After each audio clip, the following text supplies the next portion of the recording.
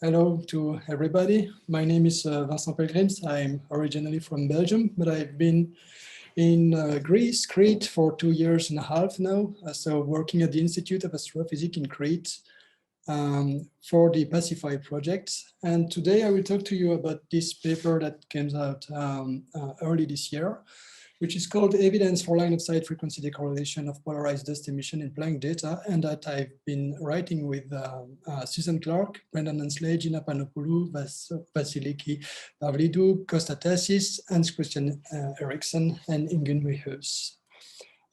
So the work that I'm going to speak about is in between cosmology and interstellar medium topics, and is actually, so the context is indeed the study and the understanding of the magnetized ISM, which contributes, which consists of a foreground for the study of the cosmic microwave background, and most importantly for the cosmic microwave background polarization, which could be one of the only way to know, well, to study the very early phase of the the universe, as we, I think, all know. So the problem in CMB cosmology is to be able to subtract all the galactic emissions that add up to the emission of the cosmic microwave background, and to be able to remove this this foreground emission. One has to know the properties of the emission, so that we can, yeah, indeed remove the galactic emissions and have the CMB that we can then characterize. Because indeed, as we all know, the galaxy is full of matter, and there is a large scale and small scale magnetic fields. And so all the matter can couple with the magnetic fields and create some emissions.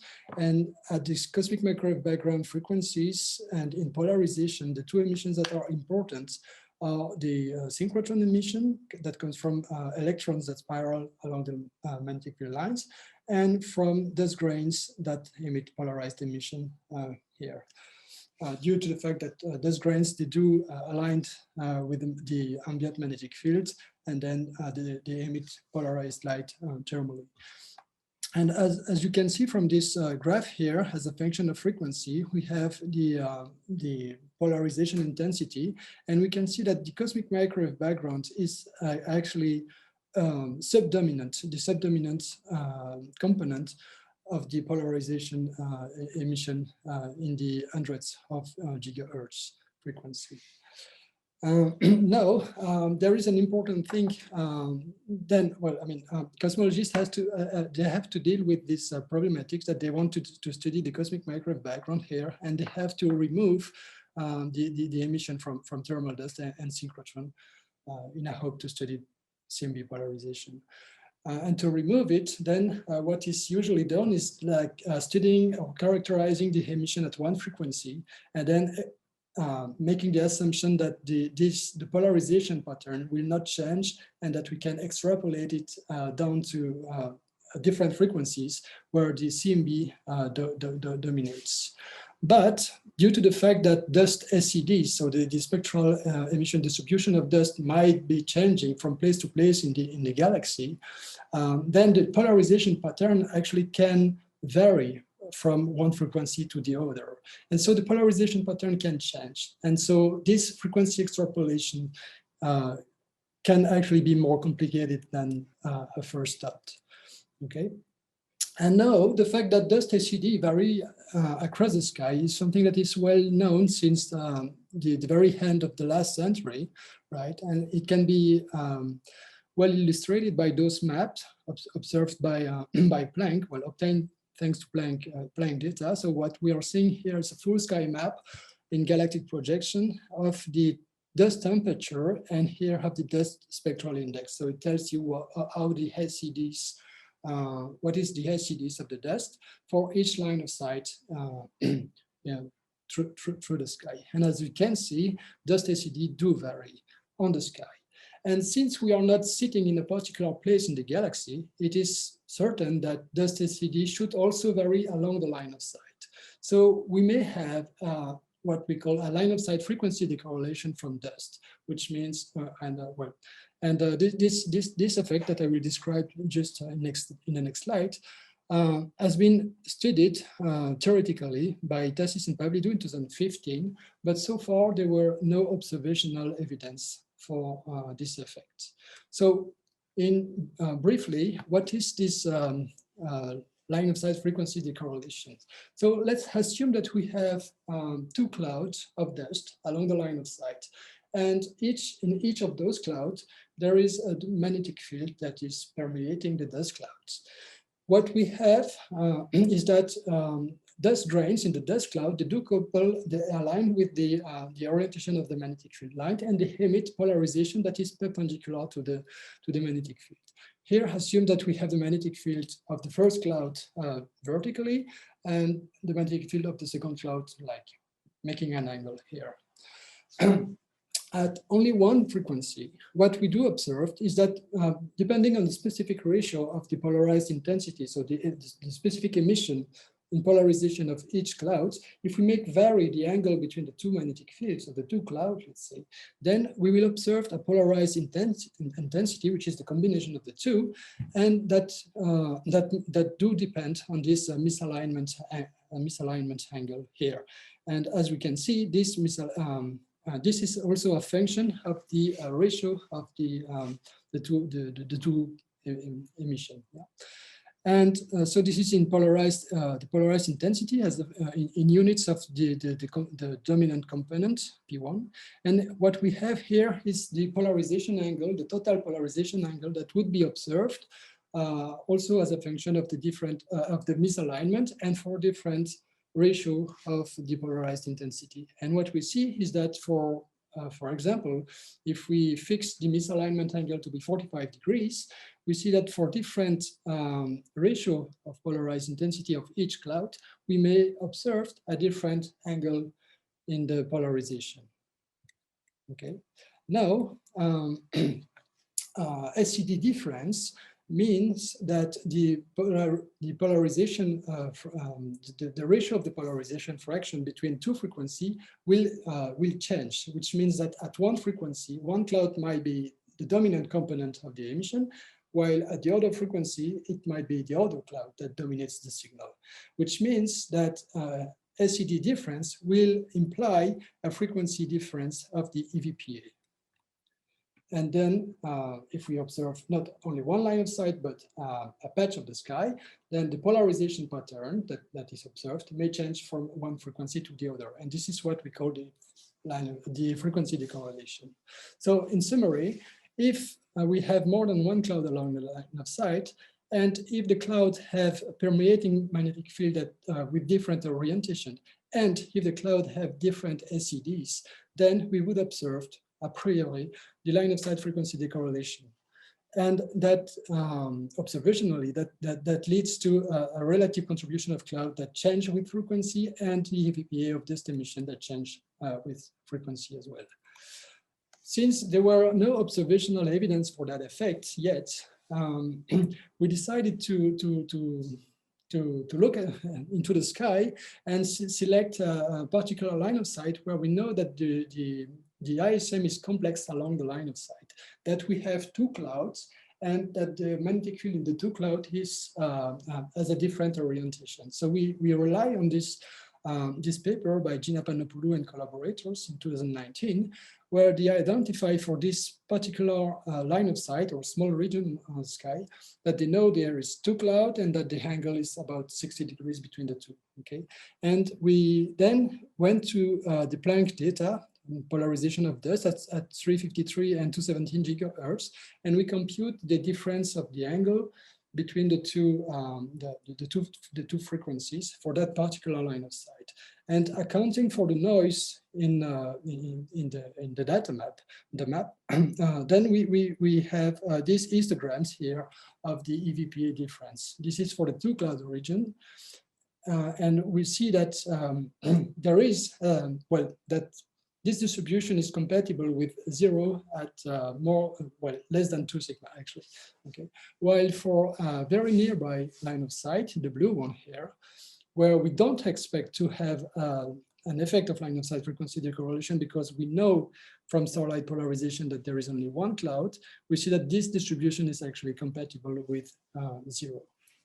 So from this very first analysis, we ended up with the conclusion that for that particular line of sight, we might be observing the frequency decorrelation, and that this claim was actually robust for different estimate of the CMB. Ideally, of course, one would like to perform such an analysis for a large area on the sky. Unfortunately, and before Pacify comes on the sky, we don't have a large coverage of the sky with starlight polarization data. But fortunately, one can already use a different tracer to infer the ISM complexity and lead such kind of analysis. And that other tracer is the H1 data, so the emission line from the neutral hydrogen. It has been shown for quite some time now that this, the emission from H1 is actually correlated with the dust emission, as it can be shown from this plot here, and the correlation is quite tight. And which means that we could use H1 data to predict the emission of the dust.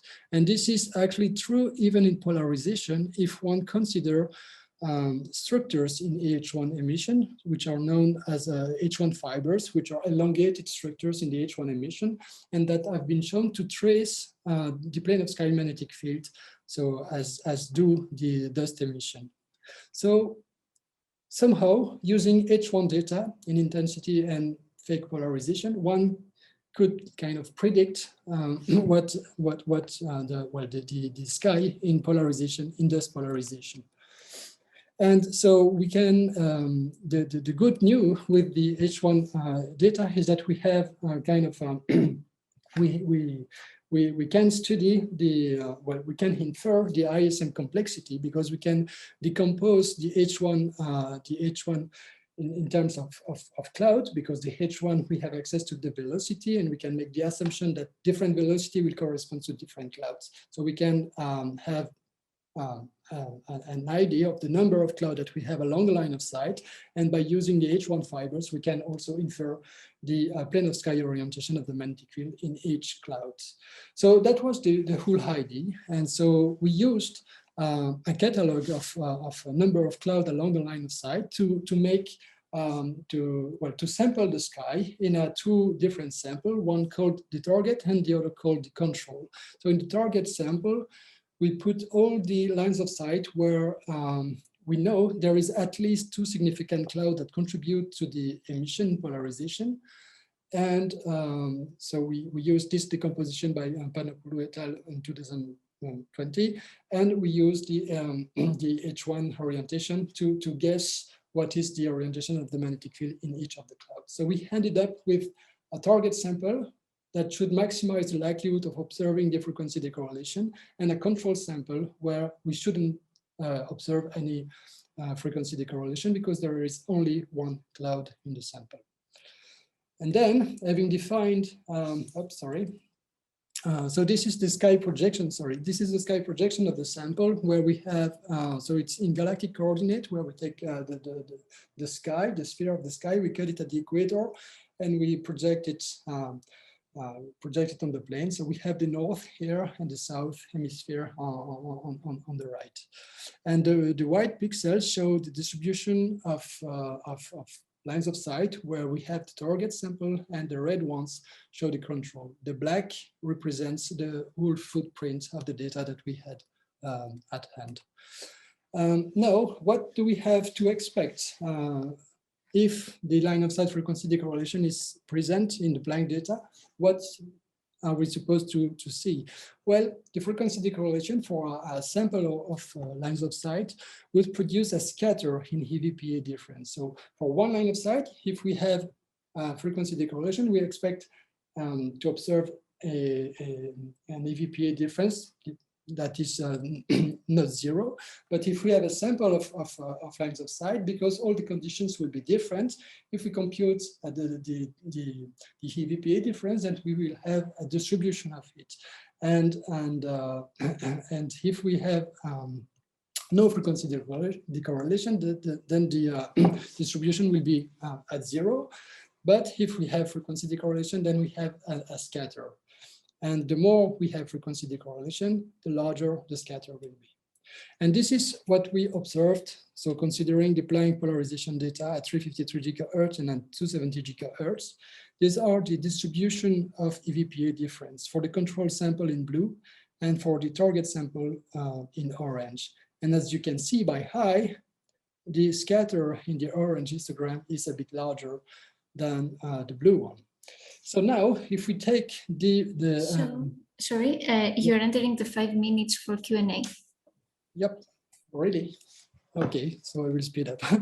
I'm sorry. Okay, so so now what we did is to take this the spread of this distribution as being an indicator of the presence of the frequency decorrelation. And we formulate the two hypotheses. First, is that scatter significant? So, is the scatter in control and in target compatible with each other? And as you can see here, we have to reject this hypothesis with a very high significance. But there were complicated things like the noise level in targets and in control might not be the same. So we had to account it for these extra sources of scatter, which we take into account by generating both Monte Carlo sample where we have the noise, the same noise in control sample than in the target, and so asked for the same the question: is the excess observed in target consistent with noisier data? And again, we had to reject that hypothesis. And we have carried this analysis for different CMB estimates and different residual systematics in the Planck data, and also for different all the specificities in the analysis. So we have marginalized our result against it, and so we were pretty confident in claiming that. We had reached the first observational evidence for line of sight frequency decorrelation of polarized dust emission. And this is, what makes us more confident is that we also found all the phenomenological expectation. But since I'm very late, I will just go to my conclusion and say that we have proven that line of sight frequency decorrelation of polarized dust emission is measurable toward the complex line of sight in Planck data, and that, showing that this effect is important, and especially for the future of CMB, because Planck data are known to be noisy, so we are just seeing the tip of the iceberg. Thank you.